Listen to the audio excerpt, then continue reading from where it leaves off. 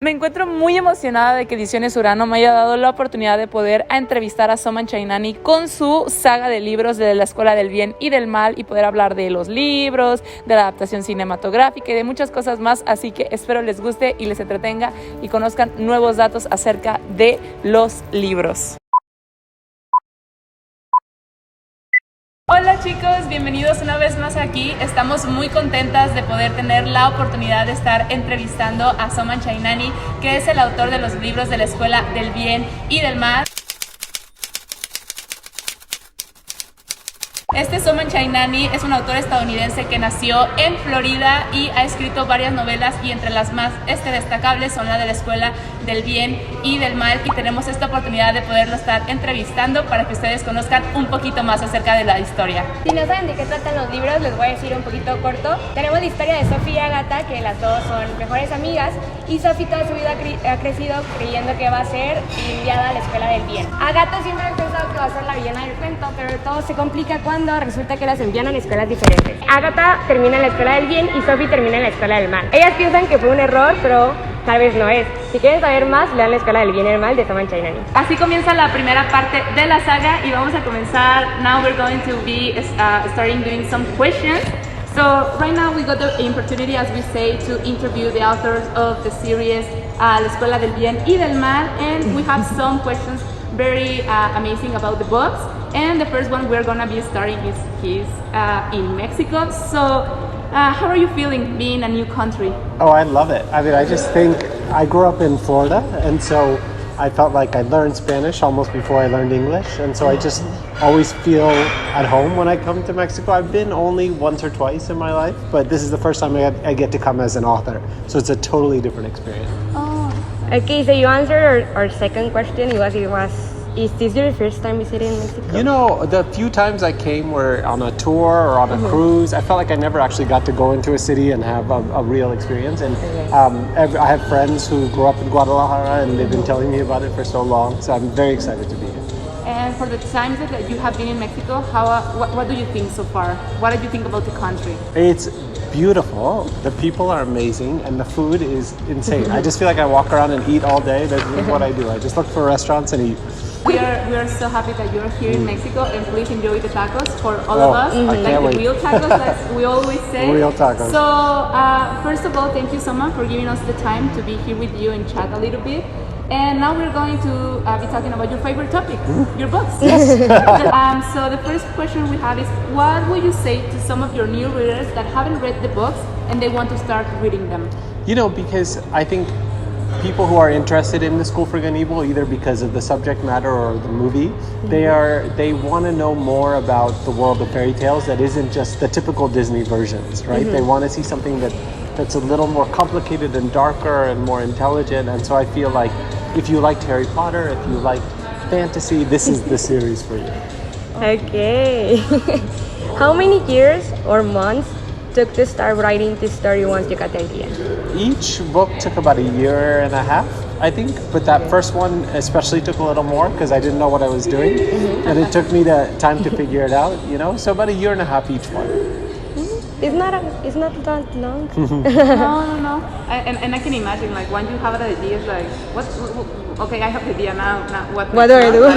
Yeah, and some people like to outline everything, have everything plotted out and planned out, but not me. I like to just sit down and see what happens. I like to just be there and whatever you're feeling that day, and then you put it together piece by piece. So that's how I do it. You know, I don't like to plan everything.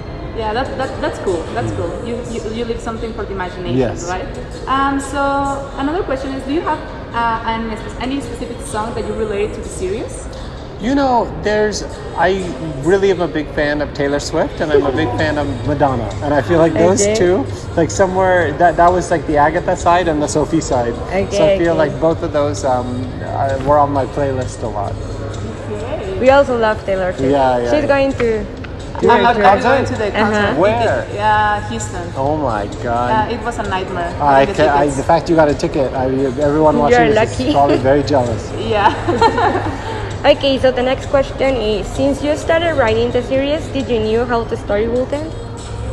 I mean, I think every book I had an idea of what the ending would be, like the last line, but I didn't know how I was going to get there. So I think it was a lot about just trusting that every day when I sat down, something would happen. So it was a lot about just going into the dark and hoping the story led me to the end. So you said that you start at the ending and then moving forward. I know the first line and I know the last line. Backwards. I know nothing else. So it's just getting from the beginning to the end. Okay. And then now, which school is your favorite?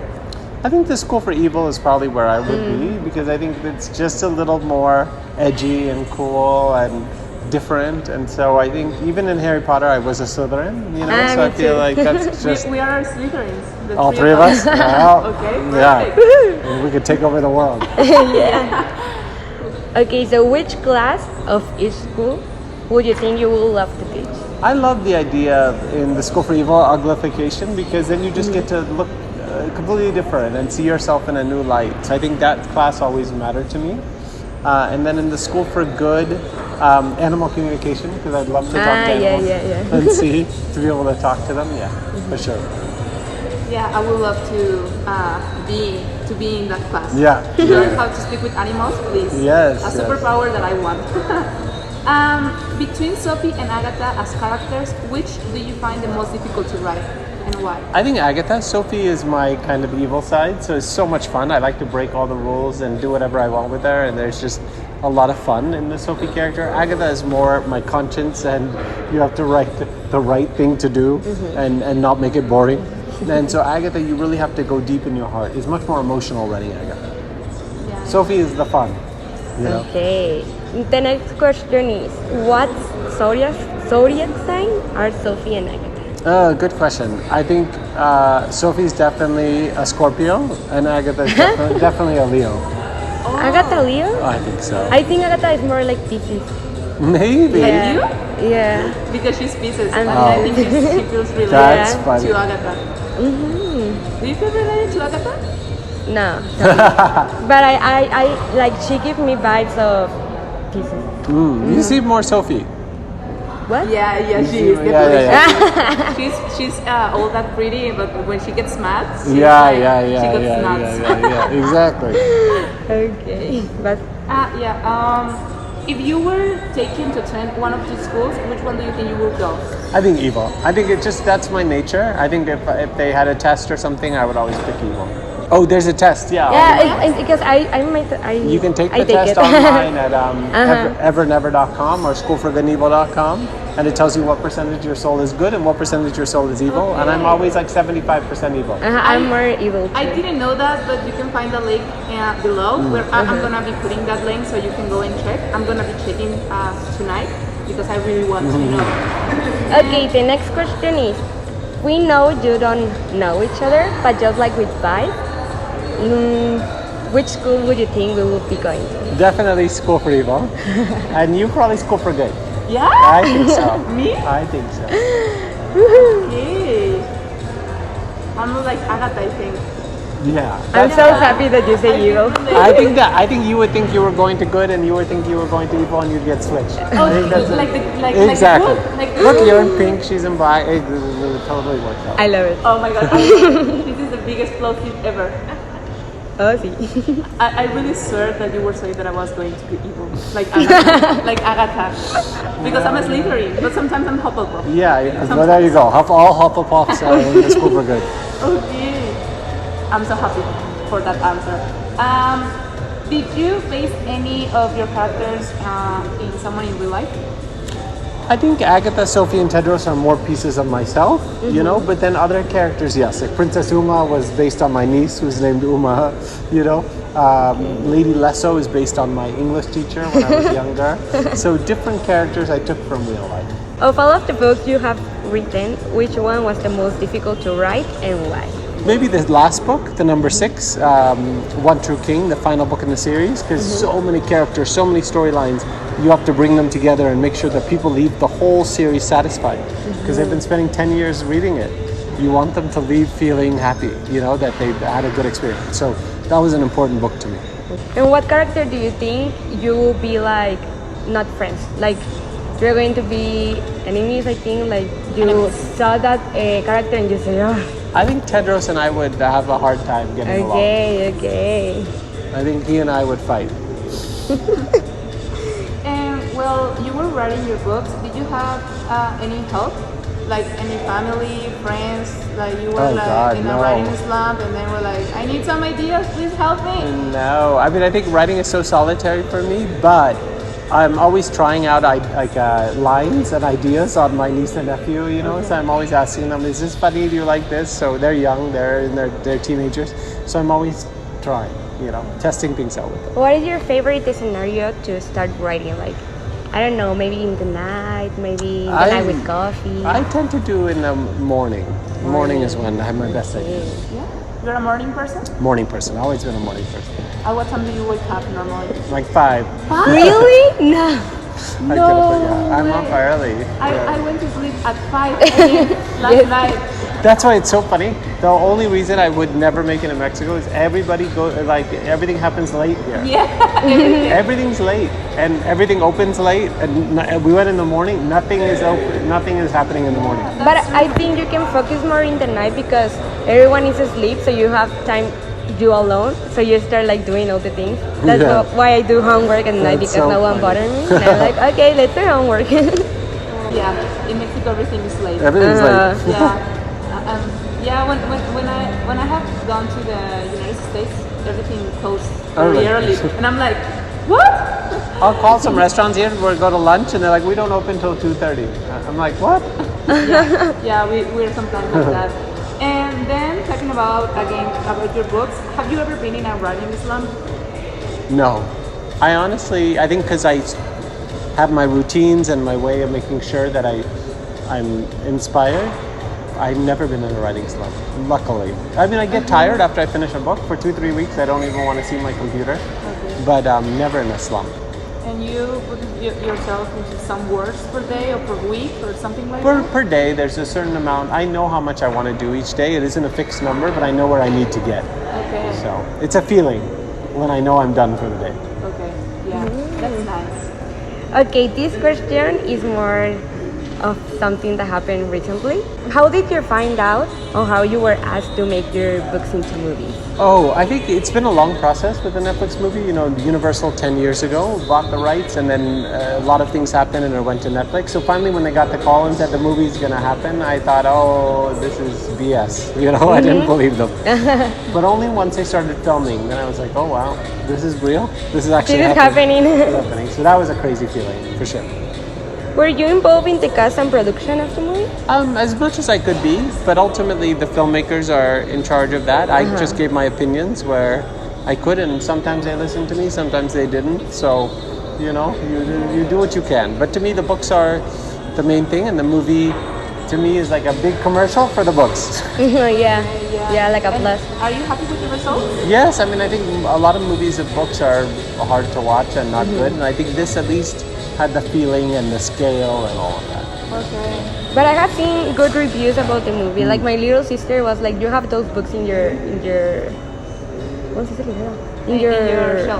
shelves," and I was like, "Yeah," and she was like, "I like it," and I was like, "Really?" And she was like, The first book was published 2013. 13, right? Oh, well, here later, No, 14. Okay, well, but in English. And then No, I think I saw on your Instagram that they came back to the, like they were, what's it called?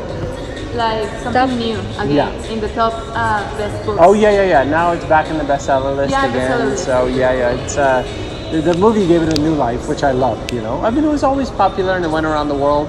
But now with the movie, you get people who don't necessarily like to read. Now they have a new reason to pick it up. And do you have a... You are You the author Oh, of God. the school. Yeah, I mean, the good thing about being an author is people don't recognize you most of the time. You can do your thing and you don't have to worry. Do you have a favorite memory in set or something? I think I got to shoot a cameo for the movie and be in the movie, and I think that was kind of an amazing experience because I got to sit at the table with, you know, Charlize Theron and Kerry Washington and Lawrence Fishburne and all these great actors and actresses and get to meet them almost like friends. So that was a special experience. Are we going to have a second movie? I hope. I mean, we'll see. There's any plans? Nothing yet. you know, it just depends on Netflix, and these kind of movies are so big, so to put them all together. So we'll see. I mean, there's no real answer yet. Okay, we hope. We hope. In Kiss, Marry, and Kill, between Tedros, Agatha, and Sophie. Oh my God. Kiss, marry, kill. Okay, we killed Tedros. Okay. I think We you have- don't like Tedros. We have to kill Tedros. And then you marry Agatha and kiss Sophie. I think that's what everybody would say. Boy, girl, anywhere else on the planet. Kill Tedros, kiss Sophie, marry Agatha. I Some think- people would say marry Tedros, but I don't know if that's going to go well. I think I will say marry Sophie. Marry who? Sophie. Sophie. Oh, get ready for a roller coaster. Oh yeah, it's gonna be insane living with her. But like, she's like this type of personality.